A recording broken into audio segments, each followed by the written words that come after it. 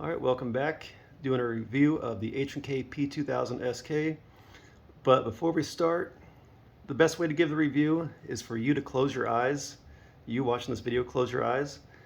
Think about your everyday carry pistol and all the ways that it could be better. Even if it is the best pistol you think it is, imagine it even better. Keep your eyes closed. Now open your eyes and boom, you've manifested reality. The H&K P2000sk. This is probably my favorite everyday carry firearm. I've got the CZ PCR and the CAR CM9, and this fits in between, and also fits in between mag capacity. With the standard mags that it comes with, it holds 10 rounds. I mean, for the size, that's not really a whole lot compared to a lot of other products on the market today, but it's an H&K, and I think 10 rounds is pretty good. I don't have any problems with 10+1.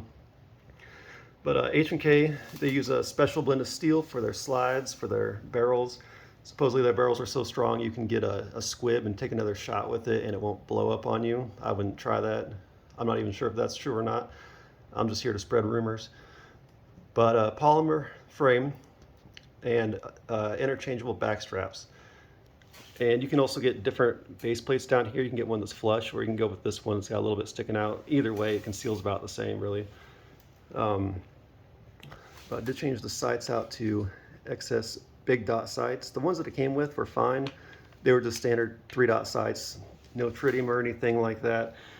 But they were kind of small, so I just changed them out for those other sights, and they seem to be working out pretty well. The XS sights, though, I have had them before. They are a little bit difficult to get used to at first, but once you do, I think it's a better option for self-defense, just because you have that big dot out front and you can really just put it on something and pull the trigger. But when I got this gun, first thing I did was change out the sights and change out the magazine release. It's a paddle release, and I think the HK 2000sk and the 2000 come with a small mag release. I just changed it out for this large one. Goes in super easy. You just take out that pin there and pop it out and put the new one in and put the pin back in. Same with the back strap. But this is a LEM trigger, so it's a law enforcement modification trigger. This trigger is probably my favorite trigger in the world. Basically, empty chamber. It's always in, I think they consider it single action. It's a long trigger pull with basically no weight behind it. And then your take up is, boom, hits the wall right there.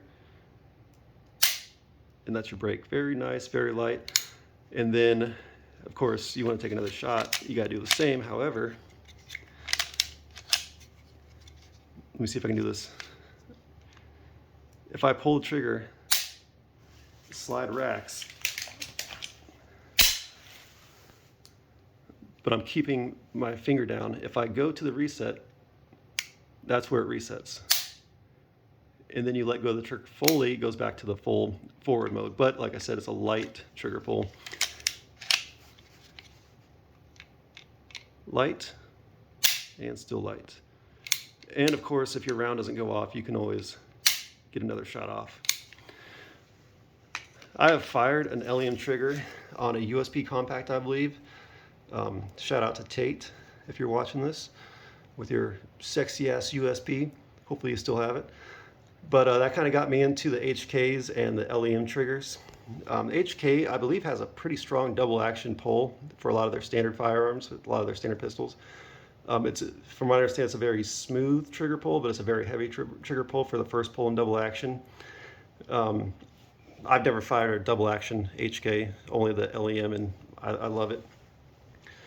But very nice trigger. When you first get it, well, when I first got it, I was kind of dry firing it, and I thought the trigger was not as smooth as what I expected from HK, but I put about 300 rounds through it. It was better. Put like 400 rounds through it. It got even better. I think I've had at least 800 rounds to this so far. And each time I take it to the range, it's like the trigger just gets better and better and better. I think it's kind of hit its peak though, and it's a really nice, smooth, tight trigger. I guess that's the best way to describe it. There's no slop in it really. It's just really fine. But that is the H&K P2000sk. Not much to it. But yeah, quick review.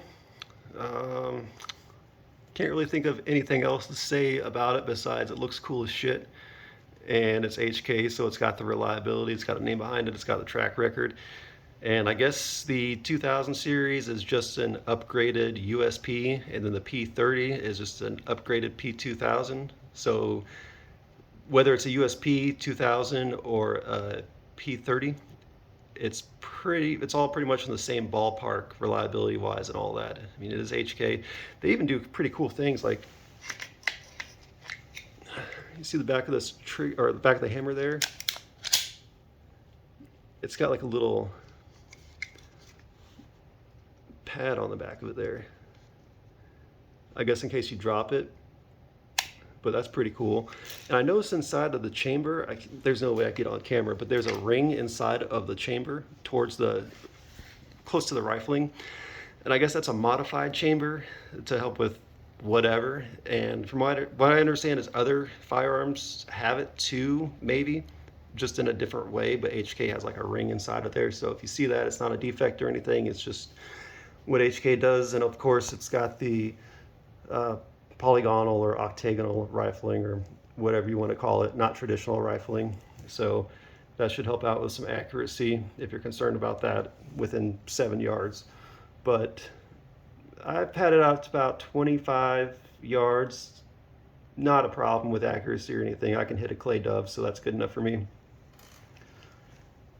Yeah, pretty cool pistol. Mags, just the bottom of the magazines do have a rubber coating on them, so they just kind of, if you're at the range, you can drop them all day long on concrete. Pretty cool. That's my HK P2000sk. Oh, one other thing is it's basically ambidextrous. You got the paddle release there for the magazine. You got the slide release there. On this side, the way it fits in, it's kind of loose. And I guess that's the way it is on all P2000s. And you can get a slim profile magazine release, and it's a little bit slimmer. And I hear that people don't have that slop in there, but it doesn't bother me, so it's all good. When I was shooting it the first time, I like to keep my thumbs kind of high and forward. There's no way the slide locks back when you're doing that, just because this is so large, the magazine release.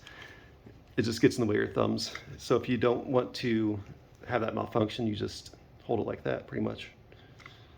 But I don't care. I don't really think that, if it was up to me, I wouldn't have any firearms with last round hold open. Same with my rifles. It's just, it creates more, you have to use more parts, there's more shit going on. It's just easier if it goes click and you just hit your reload from there, in my opinion. But who am I to say anything, right? That's the review. Go ahead and like it if you want. I'm not trying to go viral or anything. There it is.